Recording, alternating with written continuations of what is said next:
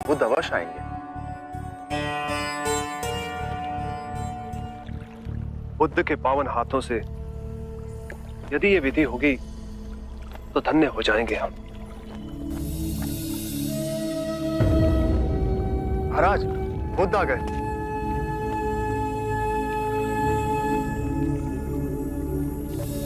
प्रणाम। एक विनती है आपसे। कहिए राजन।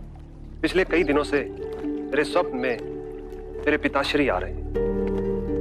मैंने ब्राह्मणों से भी इसका अर्थ पूछा तो उनका कहना था कि तुम्हारे पिताश्री को शांति नहीं मिली, उनके लिए पूजा करनी होगी, यज्ञ संपन्न करना होगा। आप तो परम ज्ञान का स्वरूप है, तो विनती है आपसे कि पूजा विधि आप ही के हाथों से हो। जो मेरे पिताश्री तक पहुंचे उन्हें मुक्ति मिले, जीवन मरण के इस चक्र से वो मोक्ष पाले। अवश्य राजन।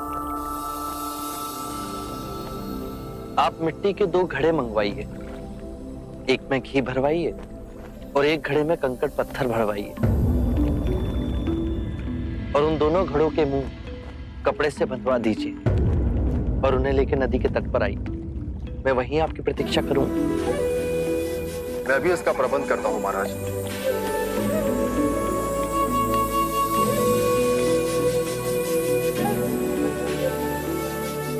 महाराज, अब आप इन दोनों घड़ों को पानी में डाल दीजिए।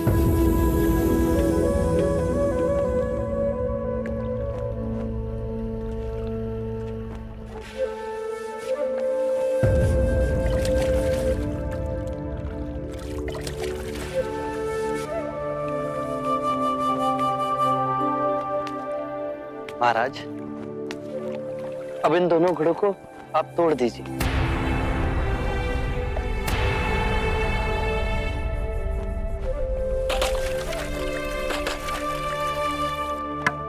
महाराज, अब आप ध्यान से देखिए कि ऊपर उठ पानी पर तैरने लगा। अब बताइए, मेरे या किसी और के पूजा पाठ करने से क्या ये घी नीचे बैठ सकता है? असंभव। ये तो घी का स्वभाव ही नहीं। सत्य कहा आप। उसी प्रकार किसी भी पूजा पाठ, विधि विधान, कर्म कांड के द्वारा पानी के अंदर डूबे हुए कंकड़ पत्थर क्या ऊपर आ तैर सकते हैं? नहीं बुद्ध, ये तो प्रकृति के नियम के विरुद्ध है। तो हम प्रकृति से भिन्न कैसे हुए? हम भी तो प्रकृति का ही रूप है। सत्य कहा बुद्ध। एक सत्य ये भी है राजन, यदि हमारे पूर्वजों ने अपने जीवन काल में कंकड़ पत्थर बोए, दुष्कर्म किए, तो वो स्वाभाविक ही कंकड़ पत्थर की तरह नीचे बैठ जाएंगे। और यदि उन्होंने अपने जीवन काल में सत्कर्म किए तो स्वाभाविक ही घी की तरह ऊपर आ तैरने लगेंगे। जो बोएंगे वही काटेंगे। परंतु इस शरीर रूपी जीवन काल में ही नहीं, अपितु इस शरीर रूपी जीवन काल के पश्चात वाली यात्रा में भी हम जैसे कर्म करेंगे वैसा ही फल मिलेगा। अब बताइए, इस प्रकृति के नियम को कोई पूजा पाठ, कर्म कांड, विधि विधान, यज्ञ हवन मिटा सकता है? राजन, मैं भी इसको नहीं बदल सकता। केवल अच्छे कर्म ही मनुष्य की मुक्ति का द्वार खोलेंगे।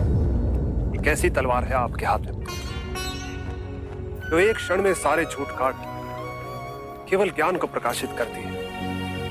ना जाने कितने जन्मों और भटकता में यदि आपकी कृपा ना होती, इस एक क्षण में आपने अपनी अदृश्य तलवार से मेरे अहंकार का सर भी काट दिया। धन्य है प्रभु।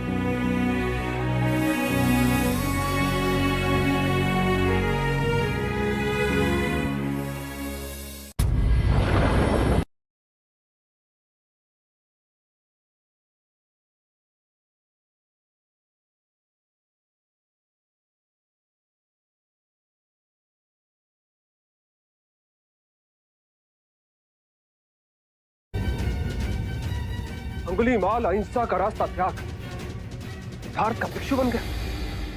सिद्धार्थ नहीं महाराज,